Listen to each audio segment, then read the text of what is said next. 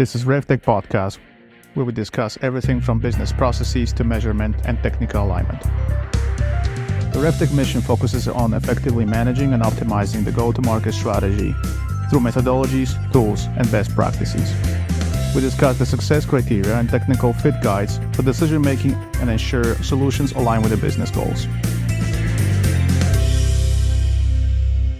Our today's guests are Alexis Patrijos, Director of Strategic Partnerships and Ecosystem Marketing, and Lauren Riley, Senior Sales Manager at Chili Piper. Welcome, guys. Or I should say, Kalimera and Kalispera. Yeah, I love that Greek vibe. Kalispera to everybody. So welcome, guys. We are absolutely happy to have you on. We have a great questions, and let's dive in. Yeah, very excited to be talking to both of you today. Let's just start with your elevator pitch for Chili Piper. Chili Piper is, we like to call it the secret spice of top revenue teams. And what we're able to do is really help people automate a lot of the back and forth that sales and marketing are spending their time on when they could be spending that time on more like selling and actual marketing tasks. So annoying things like chasing leads down from web forms, updating CRM, going back and forth to get things scheduled. All of that can be automated with Chili Piper for both your high intent and low intent leads, on top of some other spicy things. But that's the quick, like 3 or 4 stories of elevator pitch if we're not going to a skyscraper. Yep, totally. And I want to know a little bit more about the story of the company and the story of the name as you're making all these fun puns off of it. Yeah, absolutely. So it's actually really interesting. Originally, our co-founders, Nicholas and Alina, they were working on a different project at the time. And one of their customers came and said, hey, we're looking for a tool that will allow our SDRs to book on behalf of our AEs without consulting a spreadsheet or those crazy, red string diagrams to figure out where this meeting's supposed to go. Can you help us with this? It turned out there was nothing on the market that did that. So they actually completely pivoted and then became just obsessed with this idea, and the rest of Chili Piper is built now around that product and that one customer from back in the day who said, hey, I need your help. And they sprang to action and built it, I think, in just a couple of months. That's awesome. And the name? Why Chili Piper? Yeah, there is a lot of lore around that name. And maybe, Alexis, you probably have your own versions of these stories that we hear. But honestly, I think there was a spitballing of like a pipeline. And it's, it's spicy and we like to, so Chili Piper, Chili Piper. And it's just kind of come up. But depending on who you ask, there's a bit of a different brainstorming session that I've heard multiple times. And I think the actual inspiration was a champagne brand called Piper Heidsieck. I don't know if you're familiar with it, but apparently they saw it somewhere and they were like, Piper, oh yeah, maybe we should call it Piper. And then, Chili came in as well. So we became Chili Piper. And you use it in all your marketing, which I love. That's awesome. And so what brought each one of you to the company? Lauren, I'd love for you to start on that. What was interesting about Chili Piper? Where were you before? And what was the story there? I started my career in SaaS and SaaS sales, and I completely left the industry. I was a little disillusioned there. I decided, maybe it wasn't actually the career path for me for a couple of reasons. So I completely left and went into travel. I was working with a group that did National Geographic tours down in Antarctica. And that was in spring of 2020. So literally on my way down to the White Continent, COVID kicked in, borders got locked. The company I was working for essentially, ceased to exist. So it was really a moment of wondering, do I return to software? And I knew that if I did, it was really important to me that I found a company that aligned with my ethos. And that was, having female representation and diversity in leadership, having a company that I was actually genuinely excited about. I came from a software background where it was a little more not a tool that I saw the value in personally, whereas Chili Piper, I got it instantly, right? So it was great people, remote work culture, just fantastic leadership team, and a tool that I was genuinely excited about. And suddenly I was like, you know what? Maybe it wasn't software I was disillusioned with. It was like the software companies that I chose. And being here, I've been here for 3 years now. I've never been happier. That's awesome. You're going to have to go do that trip at some point and maybe go back into the travel industry.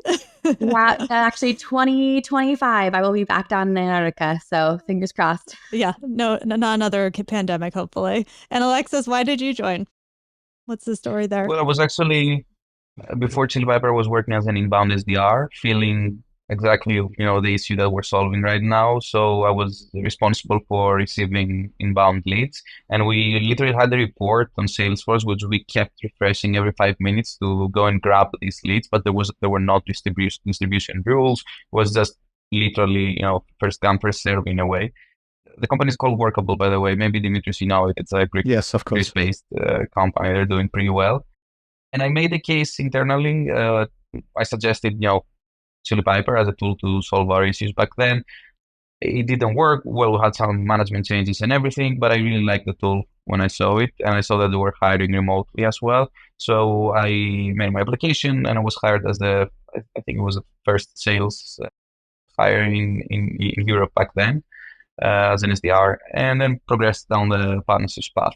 That's awesome. I always like stories where someone either used the tool or really liked the tool and ends up joining the company. So let's move to the capital round. Okay, so what's your current financing stage? What is your aspiration in terms of getting new round and where we're going from here? We've gone up to Series B, raised 52 million in total. I think our last funding round was 2020 or 2021. Maybe I'm getting it wrong. But it was my first year in Chili Piper back then. From 2016 to 2019, it was bootstrapped. We raised some seed round and a Series A back to back, and then Series B also back to back during the good years. So everything was going well. And right now, where we stand, we're not looking for funding. We've done a great work with our cash right now. So that means that we're not burning and still growing. So we're in a good spot, not actively looking to raise more. And how are you planning to allocate the capital as a result of that round, and also continue? Obviously, you're not looking for a funding, so that means you're profitable. What is the most important thing on the investment plan right now? I think we have a balance between investing in product and investing in the commercial departments like marketing and sales. Product is a very key function of every SaaS company, I believe, and that's what we also believe here in Chili Piper. We're expecting quite a few product launches this year. I would say this year we've put a lot of investment behind product, but in general we have a balanced scale of our teams. Yeah, I think I applaud every single company that is doing a good job allocating the capital properly, because as they're maturing and eventually becoming public companies, that is becoming more important element of the evaluation of the company, right? If you look at any analysis of the stocks, you will have that as well, and a lot of analysts consider that. So starting earlier is building the knowledge and wisdom around that, and that is awesome to hear that. Moving into go-to-market. Yeah, it's a good time to be profitable right now. And you're talking a little bit about how you're investing on the commercial and go-to-market side. So let's kind of dive into what your go-to-market strategy looks like. What types of customers do you find Chili Piper fits best? What is kind of like your ICP requirements right now? Yeah, if you are someone who describes yourself as in ops or like wearing many hats, Chili Piper tends to be a good fit. A lot of our end users are people like SDRs or AEs, even post-sales teams like account managers or customer success. Really, if you are in a space where you are sending out or kind of coordinating meetings externally, you are a great fit for Chili Piper. But from the leadership side, CMOs, director of marketing, heads of growth, sales leaders like myself, we really see the benefits. And it's, again, why I love Chili Piper, because I get to experience the tool as if I am a user myself. We get to see this instant speed to lead and qualification so that my reps have chock full calendars when they wake up in the morning through the automations of Chili Piper. And so you're working with companies kind of all sizes that have a sales force is essentially what it is. You're not more specific to enterprise customers versus SMB. You run the gamut. We run the gamut. Yep. So we have, solo entrepreneurs on some of our tools, and we have, some of the Fortune 500 companies and everything in between. And it's not necessarily specific to Salesforce. I will say that if you have HubSpot as your CRM, you're in good company here as well. I would say the bulk of our customer base does tend to be like SaaS B2B. But really, again, if you are trying to schedule a meeting or route leads to your reps, B2C or an outside of SaaS, we're still a good fit for those two. That makes sense. I'm curious what you're seeing. You mentioned like if you're an ops wearing many hats, what are you seeing across ops departments right now? I feel like the trend I've been seeing is they're getting hit really hard with some of the layoffs that have been happening, and they're starting to wear even more hats. Are you seeing that being a place where it actually opens up the door to go in and sell, or is it a hindrance because they don't have time to implement it? I'd love to hear your perspective on that. Yeah, great question. I mean, if anyone is not sick of hearing the phrase "do more with less" yet, right? You haven't been online, but that is really something that Chili Piper can help with. So, especially you mentioned, Dimitri, using your funding and capital wisely when it comes to headcount. Or Liz, you're saying like maybe we don't have that additional body that we used to have to do some of this work. Chili Piper can be that. It can actually work to automate so many of the steps that like an ops person is usually kind of like traffic copying or like working on a day-to-day basis, that we have seen some teams say, the cost of Chili Piper is significantly less than the cost of a full-time employee to do this. Or we have a full-time employee who is already kind of at their wits' end with like the bandwidth capability that they have in a given amount of days, right? Or a given amount of hours. So a lot of times in a situation like this, when maybe ops people have less bandwidth than usual, Chili Piper can really kind of act as their assistant in a way. Yeah, I was reading a blog post recently about how I find "do more with less" to be an offensive term. But the other thing I think in doing, recording over different tools is companies have to start to realize like, hey, we used to throw a person at doing this, and we really need to button up our operations and find tools that make it more efficient and use people's time to do strategic things and not kind of the process oriented things. So it's a good time to be in the market. I'm not shocked that you guys are profitable right now. In terms of competitors, who are the main ones that you run into in the market, and how does Chili Piper differentiate from them? It's so interesting, right? Because another trend that we're seeing is everyone is kind of trying to be a one-stop shop, right? And so suddenly, I think everyone is finding themselves faced with more competitors because suddenly everyone can do a little bit of everything. But when you really look at tools that offer what Chili Piper does, I don't think there's a single one-to-one competitor out there. I will say, typically if people are kind of trying to contextualize us to someone who's never used a tool like Chili Piper, they might say, oh, okay, like I'm familiar with like the basic booking links of something like Calendly or of a tool like that. And then kind of using that to say, yes, okay, so imagine that, but with these additional capabilities. So I'd say like that's probably like the one that comes up the most often because people are used to like that free premium tool they have. And so it's a little more like in the marketplace. Just imagine that applied to business. Yeah. And like a HubSpot has like a booking tool, right? But you're doing more. It's more of the qualification, the routing. It's that tool plus a lot of power behind it, essentially. You have complex routing needs. You have, larger teams, or even just kind of the volume coming through different channels. As a marketer, you have your web form, but you also have events you're attending, all these different spaces where meetings need to happen in order for it to actually get into pipeline. That's when that complexity becomes enough of a pain point where people say, okay, we need a more sophisticated tool like Chili Piper. Yeah, that makes sense. And how are you guys selling as we talk about, product-led growth, partner sales, marketing-led growth? What's kind of the mix that you're seeing and employing right now to go to market? I think it's a little bit of everything. We're at the stage where we can't sacrifice any channel, so we're approaching the market from every direction. We were sales first in the beginning. We had an awesome group of SDRs, which most of them have now grown into other positions, including me and Lauren. I think we started somewhat together back then, along with the sales team. We're doing a great work back then. Grew the company to the biggest part of the ARR. Then we also have a marketing team. Obviously, Chili Piper is a big brand right now, so we get a lot of organic growth. And in terms of PLG, the good thing is that usually buyers that are trying to buy our customers' tools and go through the demo request process, they get to experience what our tool does. So we get a lot of growth from just name dropping Chili Piper on the bottom of the scheduling process for these vendors. So we have a lot of people that come inbound saying, hey, I was actually trying to contact X company and I saw your tool. It's awesome. Like we want to try it out. So that's another channel of growth for us. And we're definitely looking into partnerships as well. We have two different partnership teams. One being led by me, which is the product partnerships team, working on new integrations and also nurturing our relationship with our current integrations. And then we also attach a commercial side to all these integrations. We like to go to market with our integration partners, do a lot of things, a lot of cool things.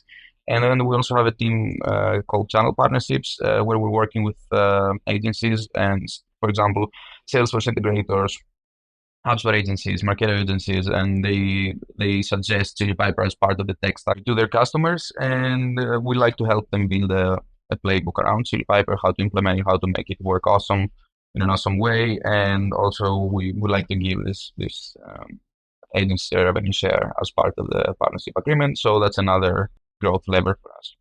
That's awesome. How many agencies are you partnering with today? I think it's over 250, like close to 300, something like that, like a lot. Yeah, and those ecosystems, I work with the HubSpot and Salesforce ones quite a bit, are excellent to work with in terms of their agency partnerships. And on the tech partnership side, I'm assuming HubSpot, Salesforce, Marketo are probably some of the bigger, more strategic partnerships. Are there any others that you work with as well? Yes, so we recently launched an initiative called Concierge Everywhere, which actually also won an award from the Nearbound team as the partnership collaboration of the year. Oh, cool. It was great Nice. because we were actually against like companies like Microsoft and OpenAI, and people voted for ours. So I guess they saw some innovation on it.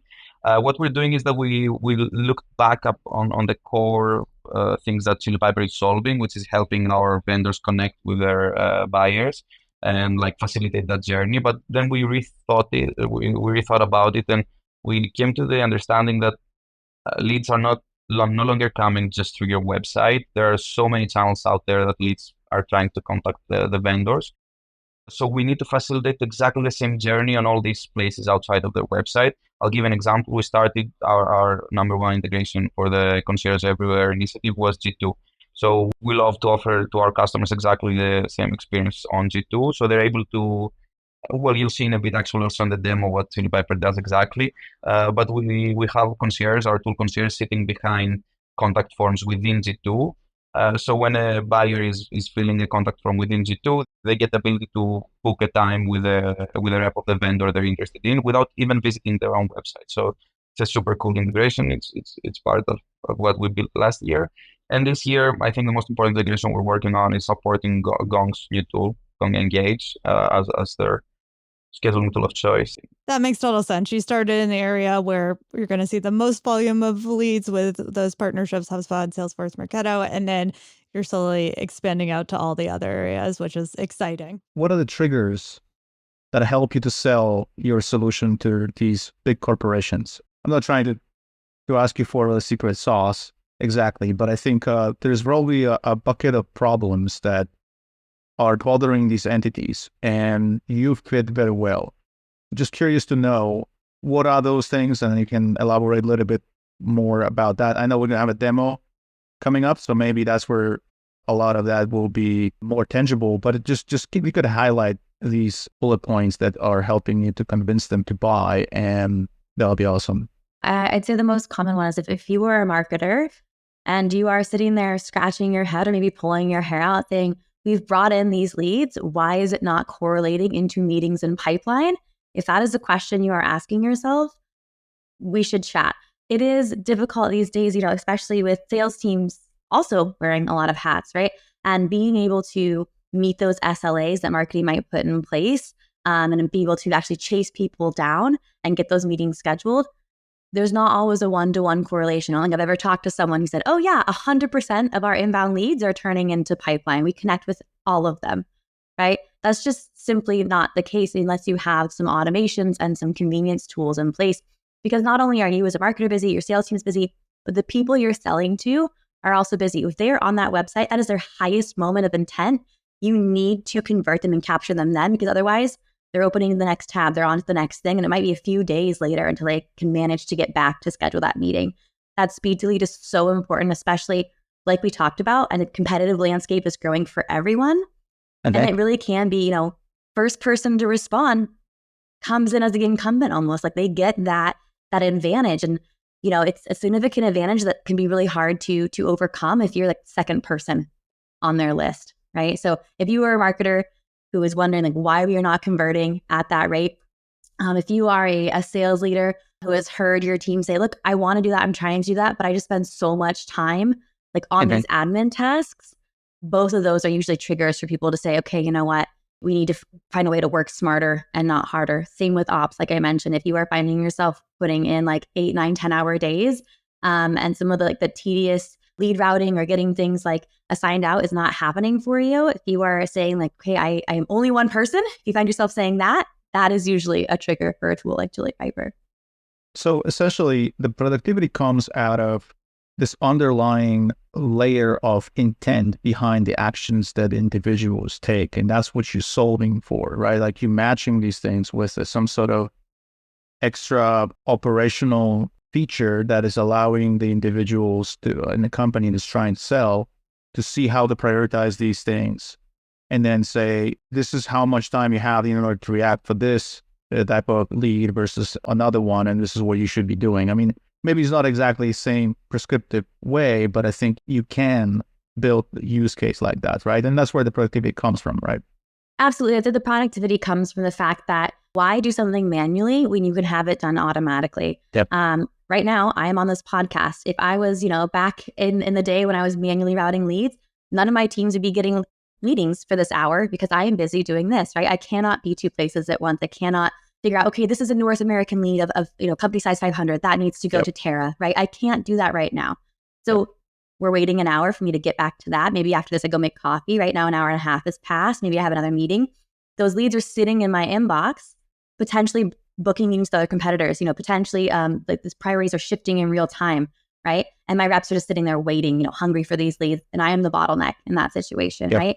The productivity comes from removing that bottleneck so things can move faster. And also when they move faster, they move in higher volume, right? So the conversion rates, the before and after, that's one of my favorite things in like our quarterly check-ins with our customers is to look at a before and after of conversion.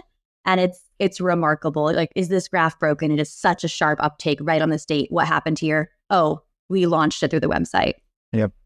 Understood. And let me pivot this a little bit into SMB, in particular the VC funded companies. I mean, 23 was, let's be honest, not a great year for someone who was trying to raise the capital. A lot of companies needed to trim their workforce, especially in sales and SDRs. So how hard it is to sell this to these companies from your perspective? It's just another version of my previous question, but focus on the small companies.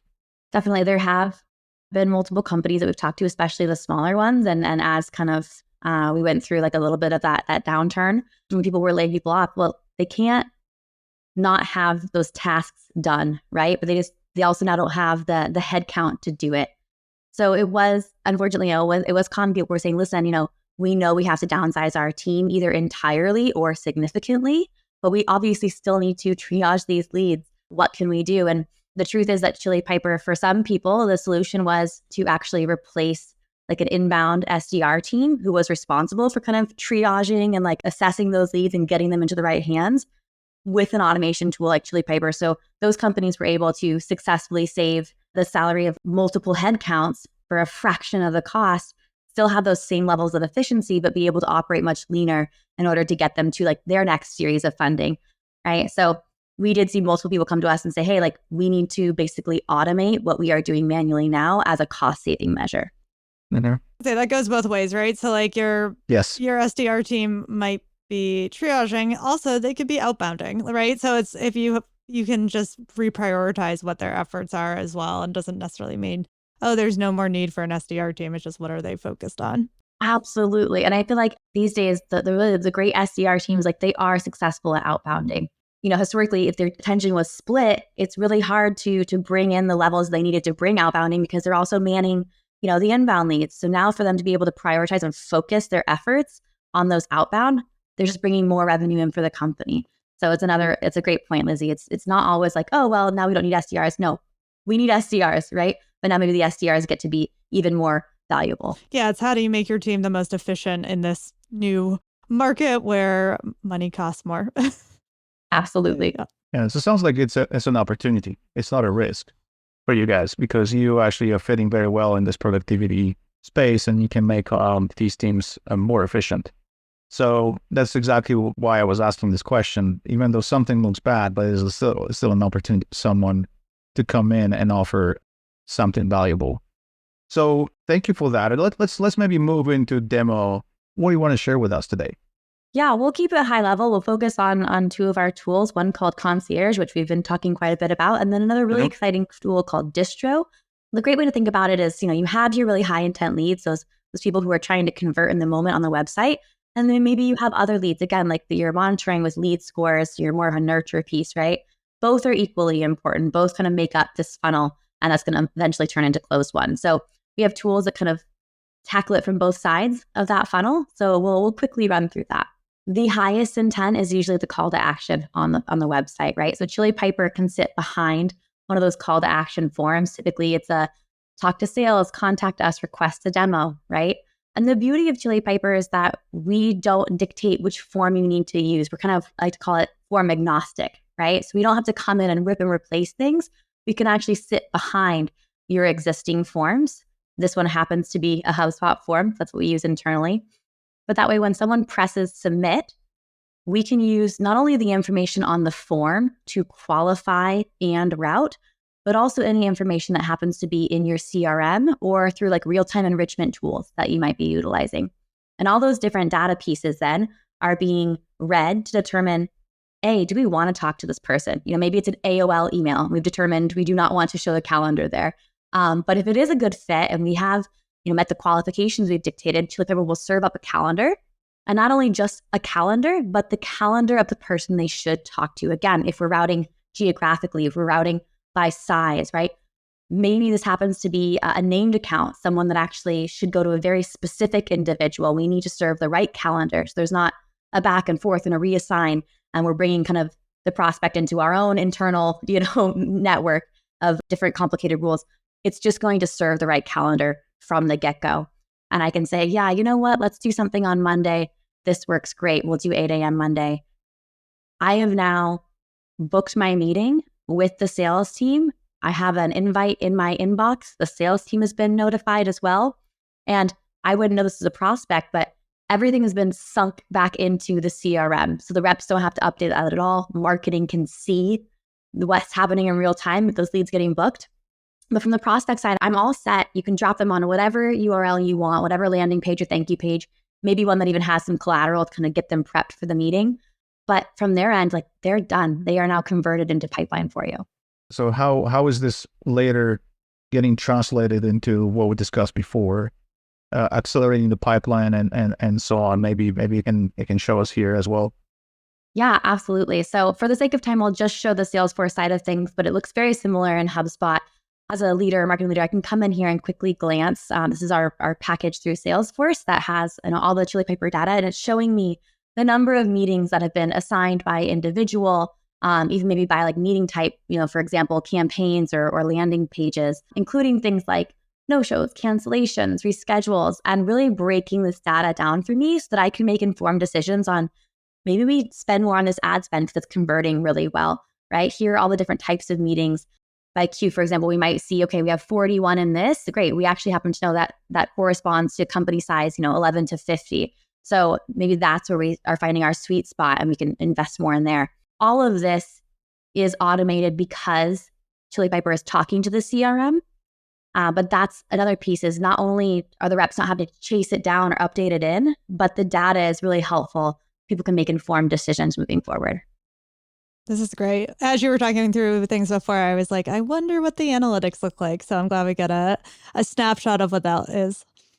I'm a sucker for a good dashboard. So it's really nice. And again, it's something that I and my team get to use internally. So all of this is fully customizable as well. Another beautiful part of Chili Piper, just like we don't have to dictate which form or marketing automation tool you might use, we also don't have to dictate which fields in Salesforce or HubSpot you use. We can route off of any field. So if you have a very unique routing or disqualification piece of logic that you don't think exists anywhere else, no worries. We can use any of your different logic or routing to make sure that it goes to the right individual. Yeah. So even if you're pulling in something from like Zoom Info to qualify, as long as it lives in Salesforce, you're able to grab it and make sure that it's part of the qualification.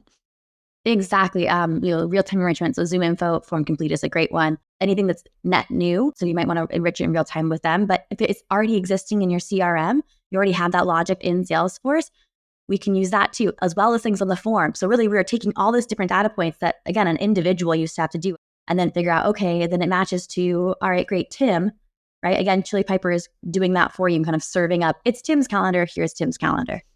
How long does the implementation typically take? Like of getting everyone's calendars in there, getting all the right data from the CRM system, all of that?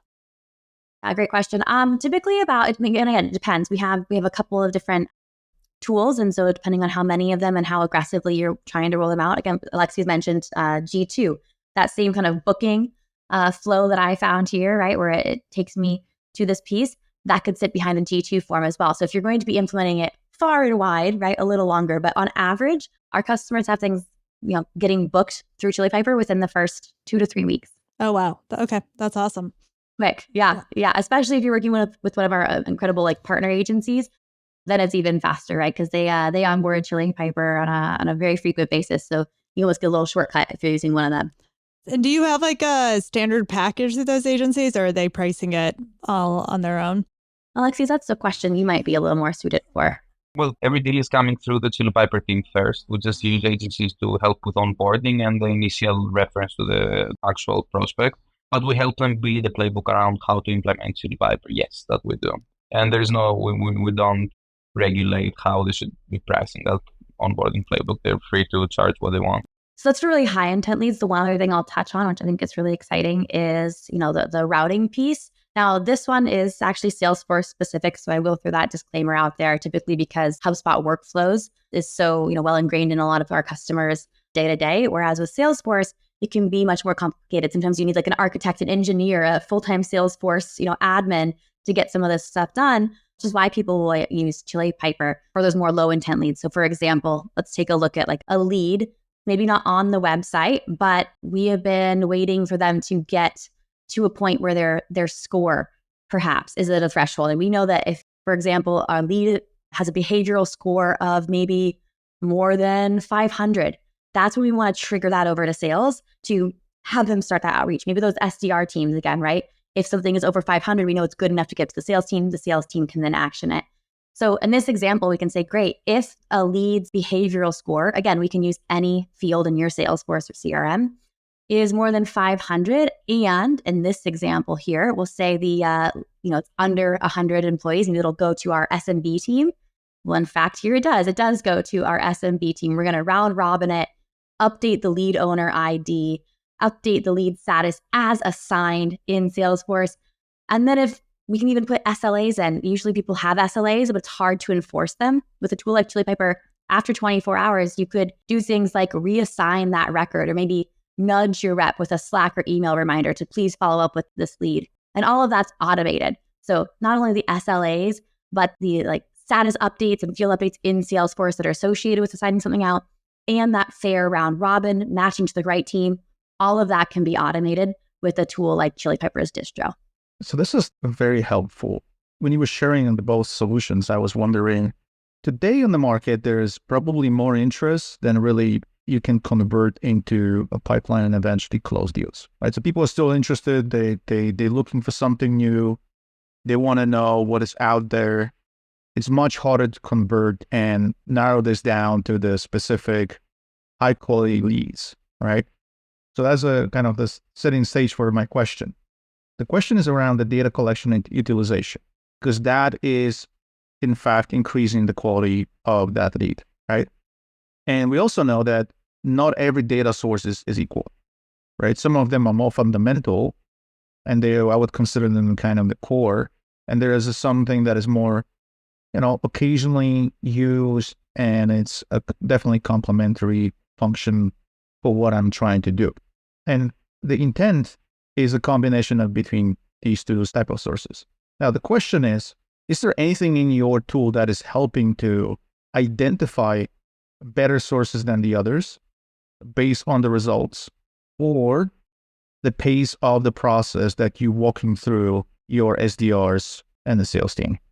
Yes, I think what you're asking is in regards to pace, right? Like, is that pace increased with a tool like Chili Piper? Is that kind Yes, of it's exactly that, but it's also through the kind of data quality, right? Is there anything that will tell me, okay, if I use demos as a source, right?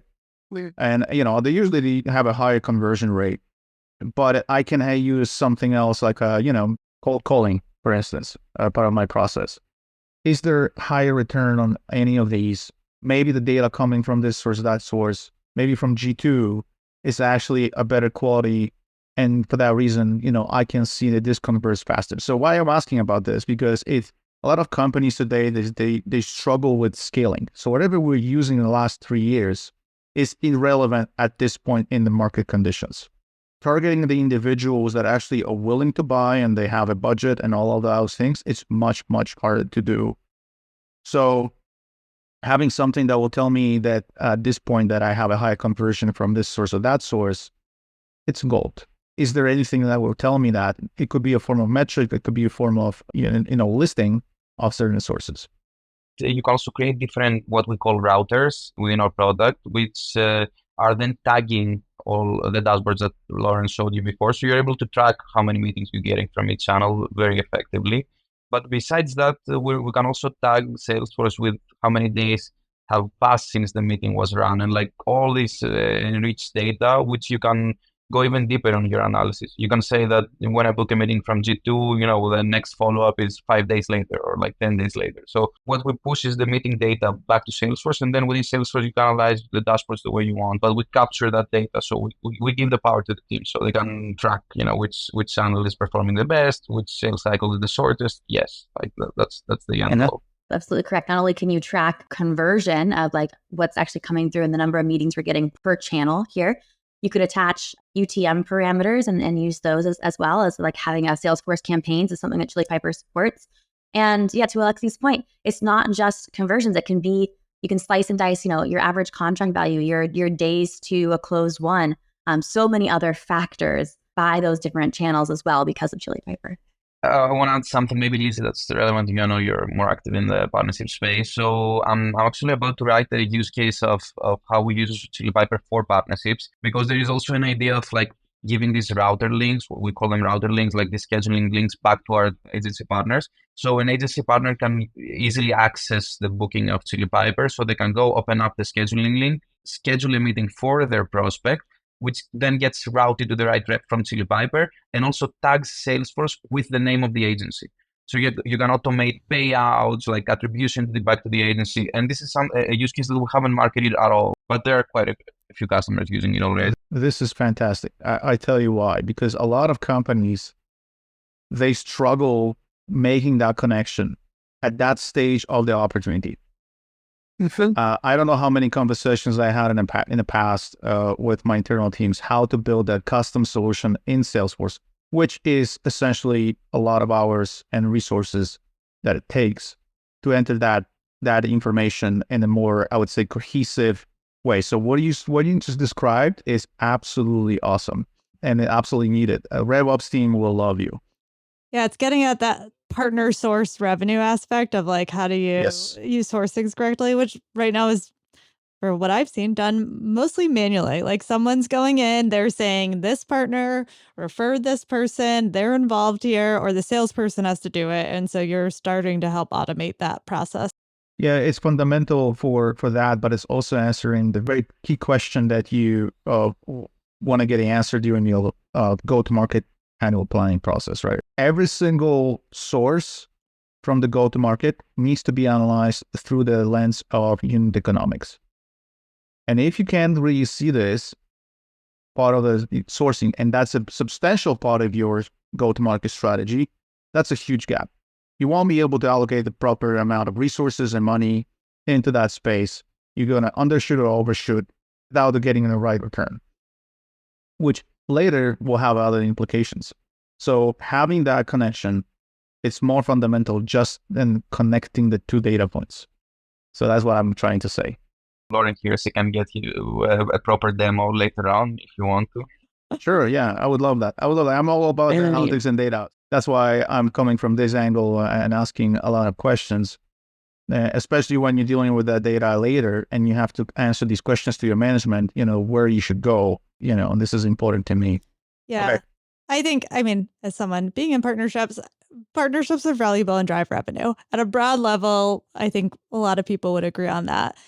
What we've seen happen over the past year and a half is that question comes up of, well, how much are you driving? And it's really hard to answer that question. And I think a lot of different tools are trying to solve for that. I think this is a really unique, kind of slick and low maintenance way to start to track at least a portion of that. And so, Alexis, you mentioned that you're not heavily going to market with this. I'm curious on if it's something you're planning to go to market with more, at what phase it's in, what the plan is there. Product wise, it's ready. There are customers using it already. We don't need to do any changes on our product. The thing is that we haven't documented the use case and actually gone to market with it. So I'm planning to do it this quarter. I've written it in my OKRs that I need to document the use case, build a landing page around that, and start marketing it, because it's exactly what you say. Like, there are many tools out there, even overselling that value in a way and promising more and more. But in the end, you just want to, like, this process and this tool just solves for it very easily with a process that is already known by the sales teams, because if they're using Chili Piper, they're expecting that as well.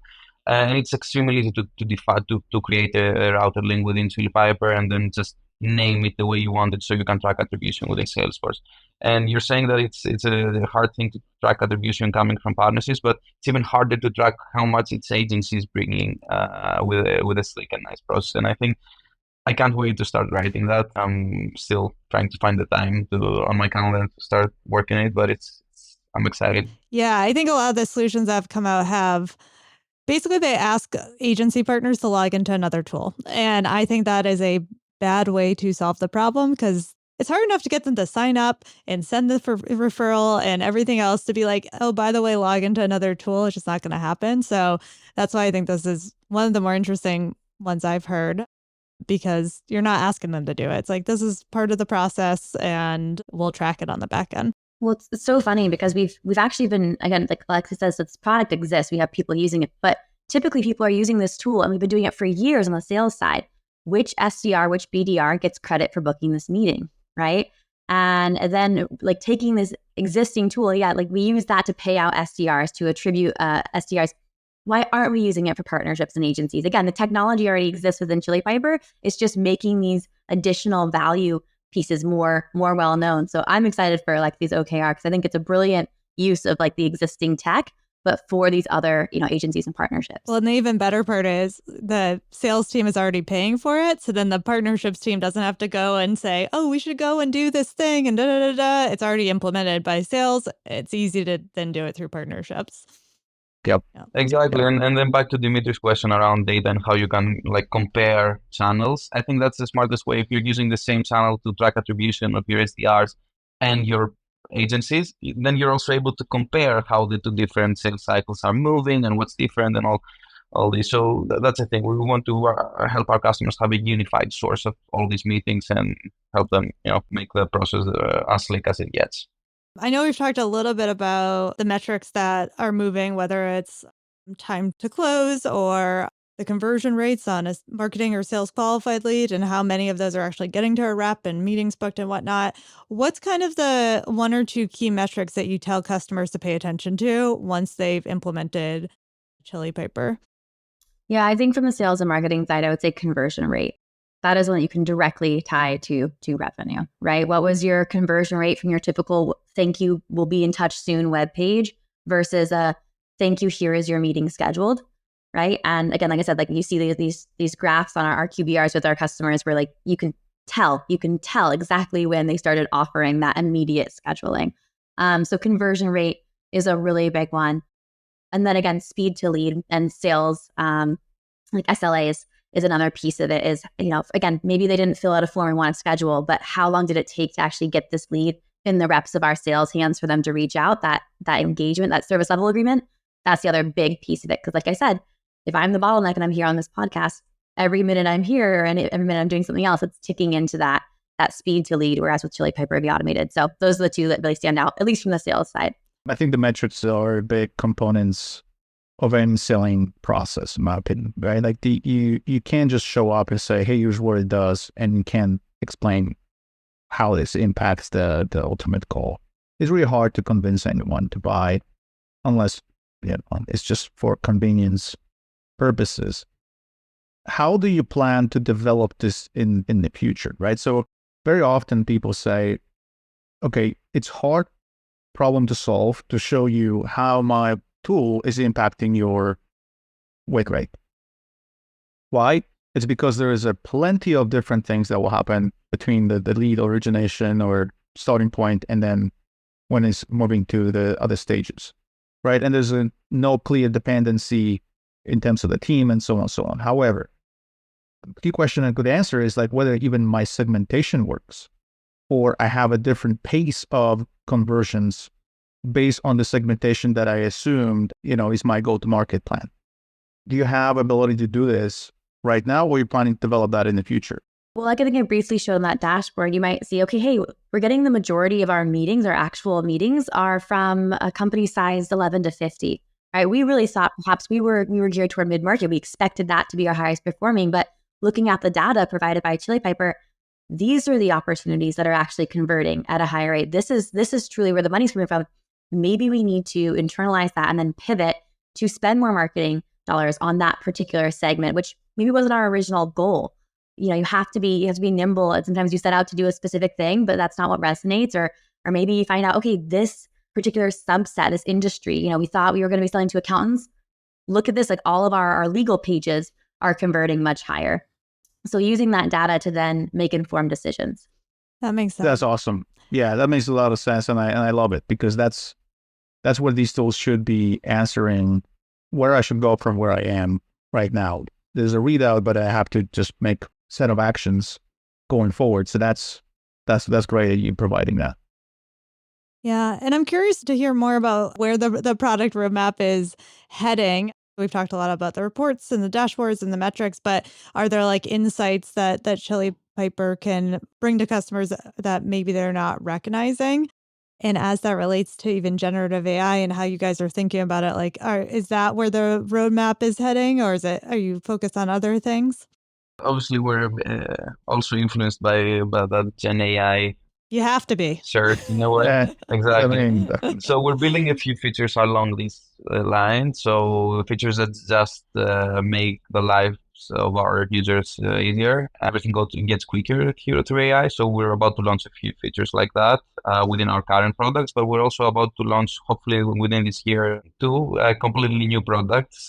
So we're looking towards that this year. I can't be very open about it yet, but hopefully we'll have more news soon. But if you look down again, our core principle of helping our users schedule things quicker and sleeker, and also convert their buyers to revenue faster, can start envisioning what the future looks like. But yeah, exciting roadmap from our side. I think the sales team, Lauren, is equally excited as I am. Yeah, Right. there's one feature in particular that I am just like stoked about, which is priority scheduling. It's coming out. My team's been hard at work on it, but I have, as a manager, like plenty of internal meetings, right? And some of them are very important and some of them not as much, right? If I have a high stakes deal that I need to jump on for one of my reps, I want to prioritize that.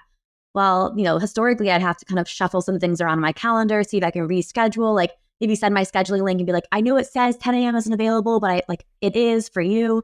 With priority scheduling, which I'm just like so excited to bring this to like our customers. I can set which meetings I'm like willing to have like booked over. Chili Piper will send those times to the people that I've like approved for like as high priority. It'll reschedule my low priority things internally for me. I don't have to reschedule it. And then it'll also track all of that in Chili Piper and update those priority times based on like the different settings I've set. So it's basically like having a personal assistant. So talking about like leaning into AI, as if like that's where we're going, is those little things of saying like, oh, I want to batch these meetings, or oh, I know that like historically people reschedule a lot of calls if they schedule them after 3:00 on a Friday. So I want to, predictively not offer those times. Really like having a paid personal assistant in my pocket. That's the part that I'm really excited about. That's super exciting. I would love that. Managing calendars is like the bane of my existence every single week. So I could see why you would also be excited about that for your own personal use. Yeah, I think the biggest value is that you're removing that layer of ability to jeopardize your relationship with the other people. When the company is accepting these type of solutions somewhat automatically, I think you're setting the priorities differently and it's executed. Because even when companies try to tell people, you know what, you don't have to dial in all these calls. Just make your own judgment, prioritize by yourself. That's not done in a unilateral way properly across the organization. Now you have a tool that will do this based on the criteria. I mean, this is awesome. This is such a good enforcer, and without jeopardizing these relationships that people building over time and insulting someone. Oh, you rejecting my meeting, or it's like no. Look, I have a customer. I got to be that, right? And you should all be, rowing the same boat, the same direction. Like at the end of the day, it's, revenue is what's keeping the lights on. It's what's keeping us all paid, right? We should be prioritizing revenue, and it's not personal, right? And so having a tool like Chili do that for you, you're right. It takes out that kind of like political piece of it. Yeah. But it also takes out the stress of having to actually do it. So. Yeah. And like I said, if company accepts that, probably can configure that. So that's fantastic. I have one question for you guys, because I noticed that Salesforce is positioning recently their new feature on the mobile phone, leveraging the Einstein. So what is your take on this? Like, you think the market is going that direction? You think, something that you guys will consider in the future? I mean, time is always a precious thing in anybody's job in sales. So what is your take on this? Are you asking if you're looking to make our products more mobile friendly? Is that the basically, that's what I'm asking. Yeah, so right now I think our products are already mobile friendly. You can try out by scheduling a meeting through Chili Piper. Like, it's working super effectively, same as website, same as a desktop or laptop. The back end of Chili Piper is usually accessible mostly, I would say, by admins or people that want to define the routing queues and all that. And usually we haven't seen a preference of doing that through mobile phones. Correct me if I'm wrong, Lauren, but I haven't heard somebody asking for better, I don't know, UX through my mobile phone. Maybe in the future when we're launching a tool that's more IC friendly and like more, we can sell it even to freelancer, a freemium tool that's coming to market in 2024. When this is coming, maybe we'll look into mobile more, I guess. Lauren, I don't know if you have any other insight into that. Yeah, I think it's true with Chili Pepper. A lot of it is kind of set it and forget it. So like when you set up those routing rules, you set up like those automations. This is not a tool people are in every day. It's a tool people are benefiting from every day. So it's very rare someone's like, I am, on the train and I need to update my routing logic right now on my phone, right? That's not a use case that we're seeing people have. So we haven't, invested in a mobile app. We've spent that investment on things like priority scheduling or the use case for marketers. It is mobile friendly in that like it works on mobile devices. It's just not app specific. I do see as we kind of start going downstream and doing more of like a PLG or kind of freemium end user product, that's probably something we'll explore. Yeah. Salesforce needs to be more mobile friendly, because if you have to check a deal and you're on the train somewhere, it's a pain. So yeah, but that makes a lot of sense. It is. In Salesforce, you live within the platform, like you live within the app. In Chili Piper, most of the experience is happening outside of the app. So, and this part is mobile friendly as we're speaking today. So, maybe we'll review it at some point. Just I don't think it's number one priority right now. Yeah, that makes sense. What are the other trends that you see in your category, looking across the other players that are in adjacent category? Well, I mean, 2023 was a year of redefining everything, I guess, the market and everything around that. So branding will turn more realistic and pragmatic in a way. So while tech is turning mostly towards generative AI and like it's getting more and more techy in a way, I believe that branding will go back to the core principles of branding. And if you look at Chili Piper, we tend to do a lot of branding outside of the digital world as well. We very much enjoy sending our Chili Piper hot sauces pretty much everywhere in the world. It's a nice, unique way of branding. We're running executive dinners. Like, we're trying to create wonderful in-person experiences for the people around us, and we'll continue investing in that in the future. We're still living in this post-COVID world where a lot of cool things are happening in person, and people are still thirsty to meet each other. But then when we turn back to the digital world, we want to make our branding unique. I believe we've achieved that up to now by at least Chili Piper is a quite recognizable brand out there, and make our marketing even more relevant to our prospects and customers. So we're trying to convert our actual product value into messaging and then communicate that messaging back to our customers and prospects in order to enable and educate them. It's kind of what I mentioned before about the partnership use case. So we're trying to document cool use cases and amplify them to the ecosystem around us. So we can help customers make a better use of Chili Piper and also educate our prospects and organically bring them back to us so they can check out what we do, basically. Yeah. I think I'm seeing that trend as well. Like people are hungry for in-person events, which is exciting. I miss them as well. And then we talked a lot about, I think, just the trends around efficiencies in the go-to-market process. And I think Chili Piper is already helping significantly, taking advantage of that trend as well, which is awesome. All right, so let's wrap it up. Do you have any kudos for other companies that you're either partnering with or you're seeing in the market that you think are doing really cool stuff that you'd like to shout out? I can go first. I'll say Chameleon. Chameleon is a tool we like a lot here in Chili Piper. Have you heard of them before? They're doing product banners and call to action buttons and stuff like that, which is very easy to implement. It's no code. So, for example, you can set up an onboarding flow within Chameleon very easily. When people are logging into Chili Piper, you can show up a banner when you launch a new product within your product to guide people to talk with a sales rep to learn more about this new product. And we also have Chili Piper site sitting behind it, so we can do in-app scheduling. So imagine, for example, trial. When your trial is ending, you can have a Chameleon banner showing up without putting any code, and then having a Chili Piper link sitting behind the call to action. So when a user is coming towards the end of the trial, they can see something saying, hey, your trial is about to expire, get a call with their app here, schedule the call live with a third Chili Piper. So it's a nice synergy, and it's a great tool. I like the leadership team a lot as well. Yeah, it sounds awesome. Lauren, any from you?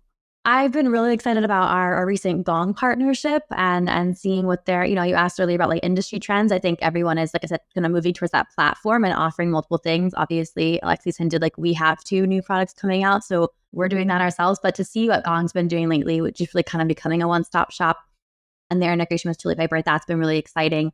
And then also, I think I'd be remiss to not shout out Scratchpad, which my reps live in every day. You mentioned how the Salesforce and you're out in the world and trying to update something. Maybe you're trying to update stuff in bulk. It's been a huge time saver for them to be able to pump things into the CRM like in bulk and look at their pipeline on the go. So that one's for the reps, but Scratchpad. Sounds good. I mean, I know who Gong is, but you named 2 other companies that I haven't heard of. So I'm excited to check them out and learn more about both of those tools. So, well, this was really fun. Thank you so much for your time and coming on and sharing more about Chili Piper and your thoughts on the industry. And it was a pleasure to have you. Thanks, guys. Yes, absolutely. Appreciate that. Thanks for listening to this episode of the RepTech Podcast. Please subscribe on the listening platform of your choice and leave us a review to let us know how we're doing.